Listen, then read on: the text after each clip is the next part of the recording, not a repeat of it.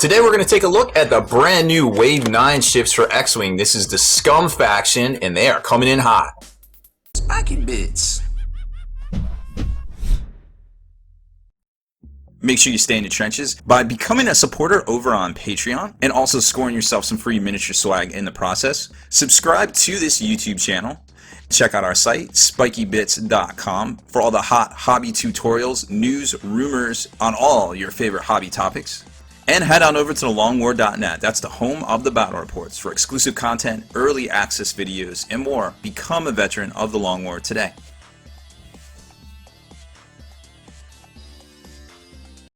Alright, so here they are. We've got the newest large ship for the Scum faction that alleviates kind of a lot of problems that the Slave One kind of brought to the table there. And of course, the Protectorate Starfighter, aka the Fang Fighter, right there. I'm Baer, and this is your first look unboxing of the new Wave 9 for Star Wars X-Wing.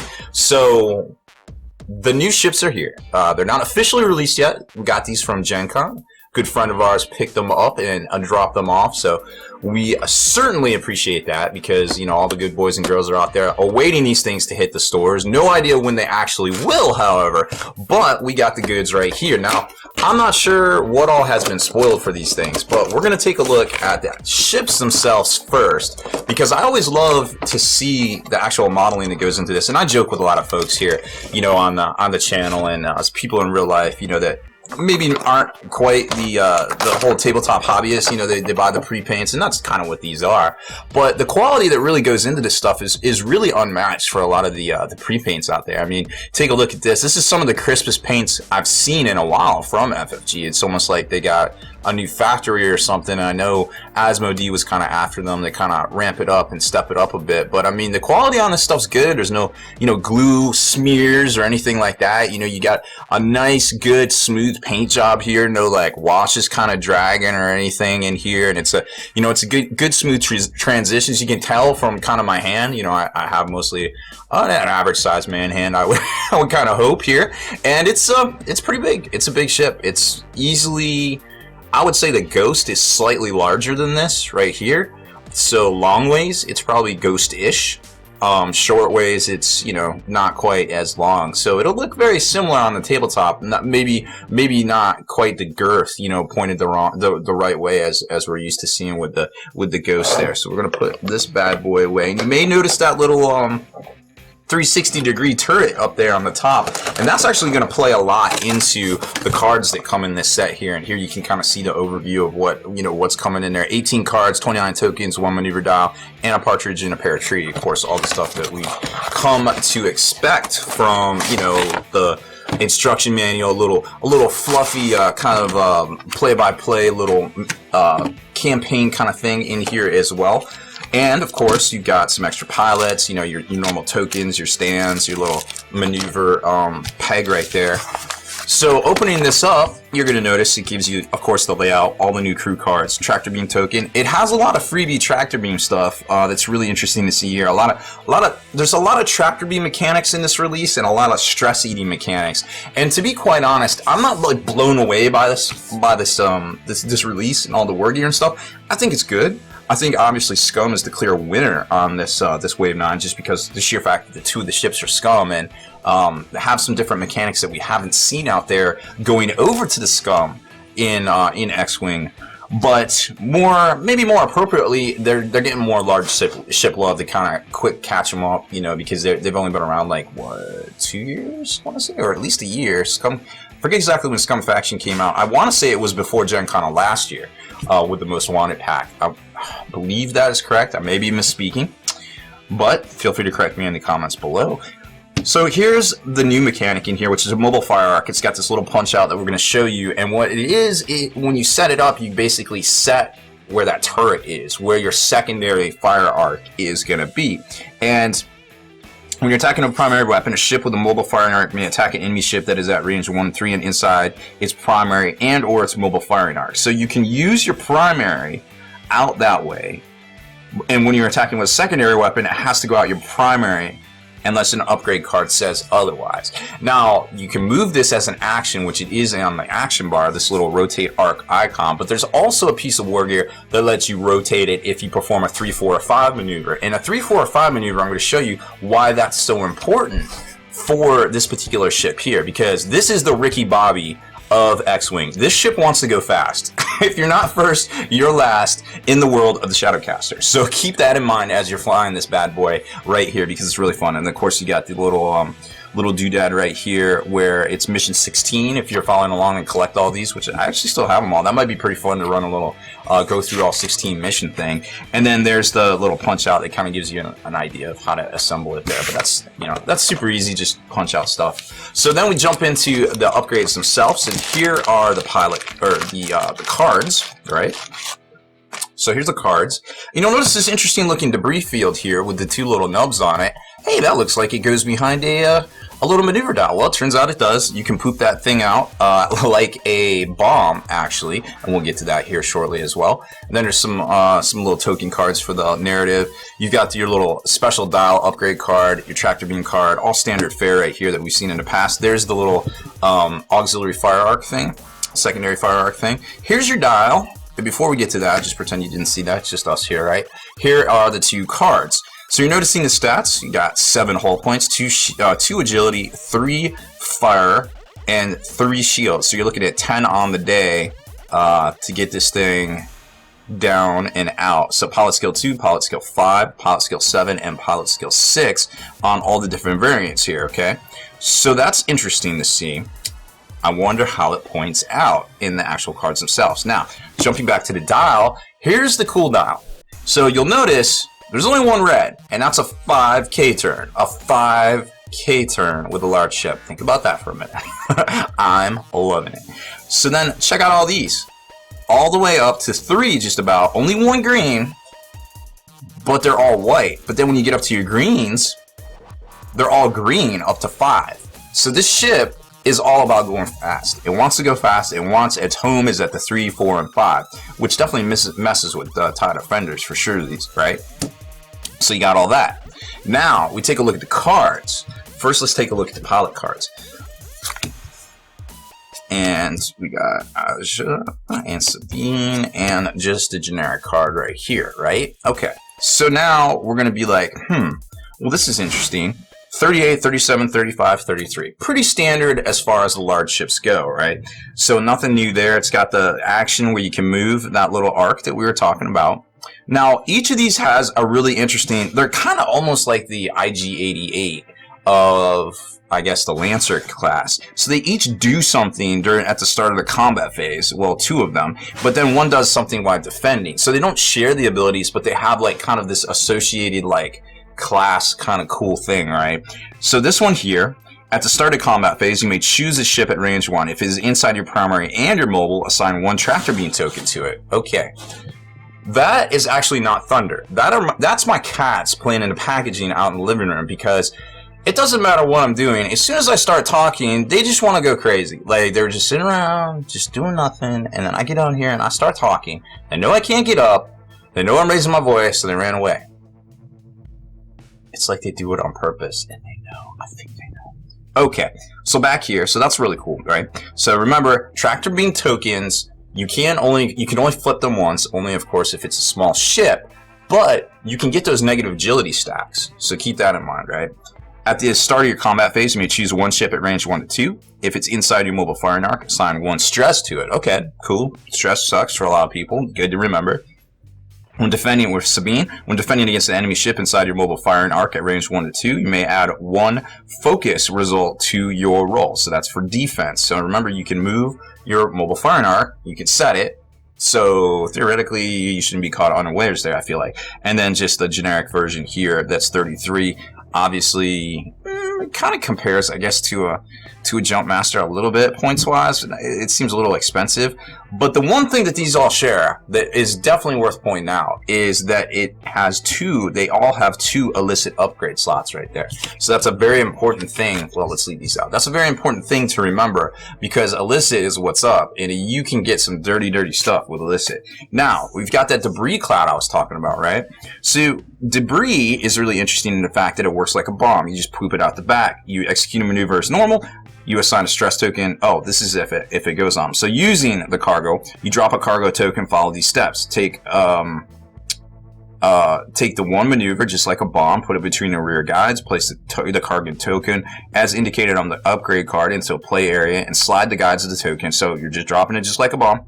If the cargo token is dropped on a ship, it is placed under the ship's base and its effects are applied immediately. So, of course, there would be stress, depending on, I guess this basically is over here. It causes stress after the check pilot set stress step, so nothing new there, right? If the player rolls 1 attack dice on a critical result, the ship suffers 1 critical damage. A ship that is overlapping a debris cloud token during the combat phase may perform attacks. So, I mean, I don't know why they came right out and said it, because I'm pretty sure if you're on a debris cloud, you get to attack regardless.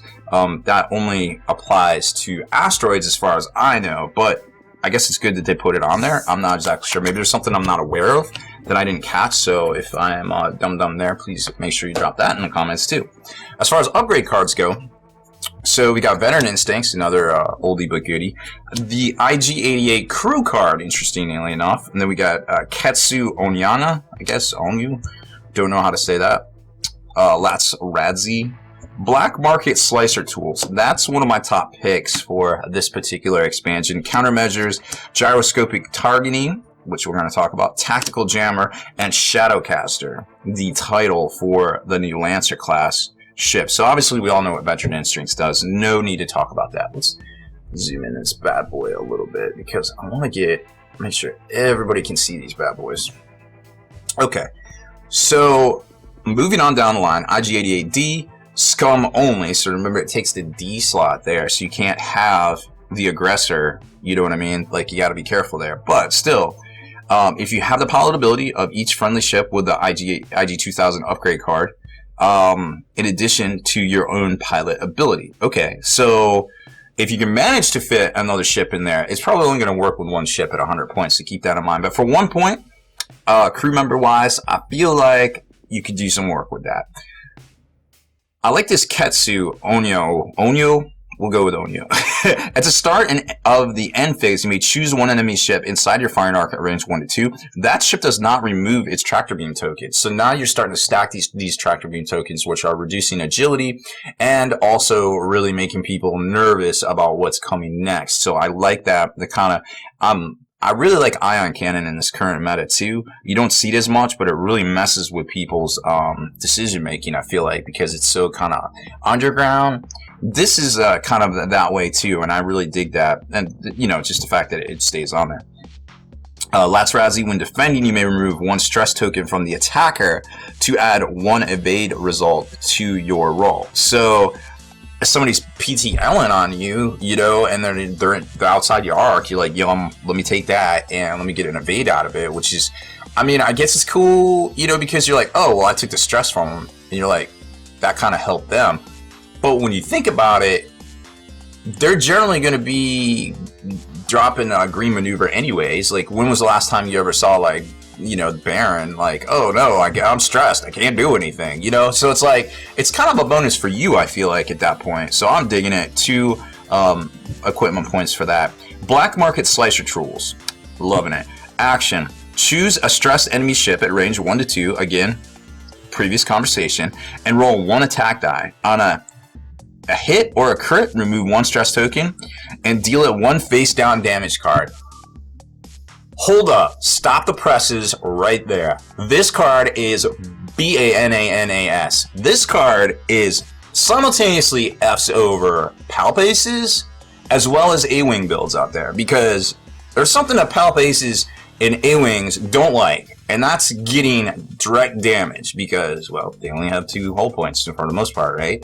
So if you're able to slip damage by them, well, let's just say that's pretty groundbreaking for an action at range 1 to 2. That's almost like feedback array on crack, I feel like, right? So this is an amazing card for the meta right now. I feel like there's going to be a fundamental shift to a lot of lists, at least maybe not in what they're fielding, but maybe list tactics.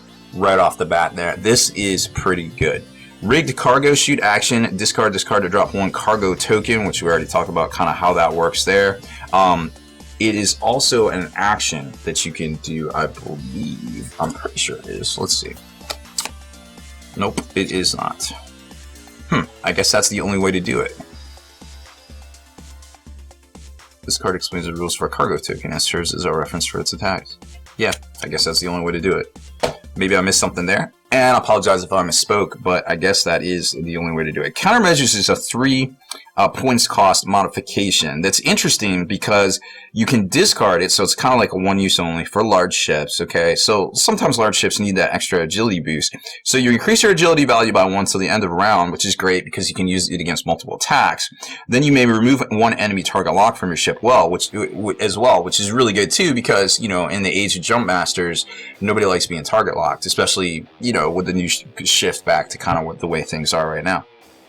I like it. I think it might be a little overpriced. Maybe there's something coming down the pipe that we don't know about yet. Gyroscopic targeting is an interesting one. Remember what I said about going 3, 4, 5? Well, this benefits you because then you get to swing your mobile firing arc for freezies. Tactical jammer. Your ship can obstruct enemy attacks. Great for large ships, obviously. And Shadowcaster, the Pursuit class only title.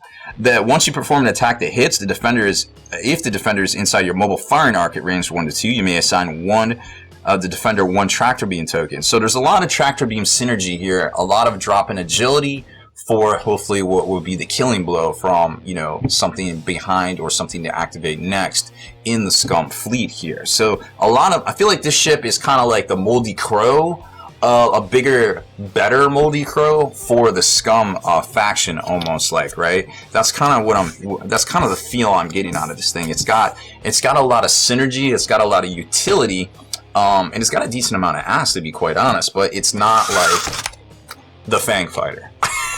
This thing is like, I don't even know like how to describe this thing right here. This is like the way everybody envisions playing X-Wing. I'm just gonna fly up right in your face and I'm just gonna shoot you. Well, that doesn't really work in X-Wing. Well, unless you're flying this fighter, of course, right? This is a bananas fighter right here. Like, I love the idea of this fighter. This is everything that I think a lot of players wanted, almost wanted Scum to be. Like, those in your face, like, I don't give a F, I'm a mercenary, I'm doing my mercenary thing, yeah, I might get killed, but whatever. So, I mean, profile-wise, I mean, look at this bad boy right here. It's like, it's literally like a Ferrari. Like, look at this thing. It's like, it's just straight up dagger. Like, this is happening. Ninja quick, maneuverability. You know, if we didn't have the X-Wing in the first movie and we had this ship, I don't think it would have made a difference. This thing is just so tight looking. I mean, sure, it looks like something out of like a Japanese anime, but who cares? People love those things too, right? I hear they are a thing. Alright, so now we're going to jump into the Fang Fighter. So here are the upgrades. Now, I just spoiled it. You saw it. It's got a Talon roll. There's no supplies anymore. There's no internet. Nobody already knew that, I swear. Okay, so here's the cards right here, and you can see the pilots, everything that's going on. Super high pilot skill, a 9. What is going on with this guy? Then we got Old Terrock and Cow. Nobody knows how to say this stuff. I bet you FFG doesn't even.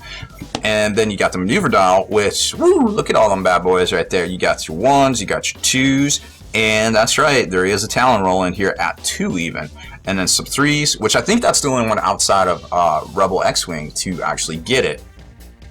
And then you got some 3s going up to 4 with a 5 straight. So this thing definitely wants to go fast too, but it has no problem going slow either. So as far as upgrade cards come, well, it comes with 2. It's not super heavy on the upgrade cards, but it is super heavy on the awesome. Because look at these pilot cards. 6 pilot cards. Well, let's count them down. So you got Fen, which I think we're going to see a lot of. When attacking or defending, if the enemy ship is at range 1, you may roll 1 additional die. Woo! Coming in hot with 4 dice. Proton Torps and a pilot upgrade as well. The pilot upgrade. Then we got Old Terrock. Pilot skill 7, still pretty respectable in my book. At the start of your combat phase, you may choose 1 enemy ship at range 1. If you're inside its fire arc, it discards all focus and evade tokens. You know who doesn't like that? Jump Masters. Oh well. Well, you get what you get. And then we go over to Cad Souls. After you execute a red maneuver, assign 2 focus tokens to your ship. Well, hey, if you're going to be red, you might as well have some focus for some utility there, I feel like, right? And the generic Starfighter here at pilot skill 5, pretty self-explanatory. Then you got a Zealous Recruit, self-explanatory as well, pilot skill 1, and a pilot skill 3 variant. So it's cool to see that we got those options there to kind of go spamtacular, but also a little price, you know, not quite as pricey. You're up here in this X-Wing range, and then you get down here to this like TIE-FO range, I guess. I don't know. I don't know what to make of it, but I know it's good, and I like it in general. And having an EPT all the way down to the pilot skill 5 version probably isn't a bad thing either, because we've got 2 brand new cards right here. And let's zoom in on those, because who doesn't like to see new hotness? So we got the Concord Dawn Protector and Fearlessness, right? And the Concord Dawn Protector, well, when defending, if you are inside the attacker's fire arc and at range 1, and the attacker is inside your firing arc, and add 1 evade for 1 point. I feel like that's good. Like I said, this is how everybody wants to play X-Wing. Doesn't always pan out, but it might just pan out with this particular fighter here. Fearlessness, Scum only, unfortunately, for the rest of you. When attacking, if you are inside the defender's firing arc at range 1, and defender is inside your firing arc, you may add 1 hit result to your roll. Well, that's cool, because some of these ships get 4 attack dice, and now you're telling me I get a freebie attack dice as well? That seems pretty good. I am on board with that one for sure. And then, of course, you got the Talon roll at 2 that we saw there, and a boost action as well. So the bar is stacked on this guy. I mean, it's got it all across the bottom there. This ship is pretty much everything an X-Wing wishes it was, except for one little deal. No shield. But it's got plenty of utility and plenty of ways to maybe make it work out there in a cold, dark space, I feel like. So that is it. That is our Scum breakdown of the new ships here. We're about 20 minutes in. Thanks for staying with me here. I am going to break down the next 2 ships for Empire and Rebels in our next video. Deleted scenes, bonus content, and all the interviews and post-game wrap-up videos can be located in the Hall of Veterans on thelongwar.net. Visit thelongwar.net today and try a week completely free with no strings attached. That's not all. Thelongwar.net is also your hobby resource for exclusive early access with an ad-free experience to all your favorite videos. Members of the Hall of Veterans gain early exclusive access to multiple hobby videos.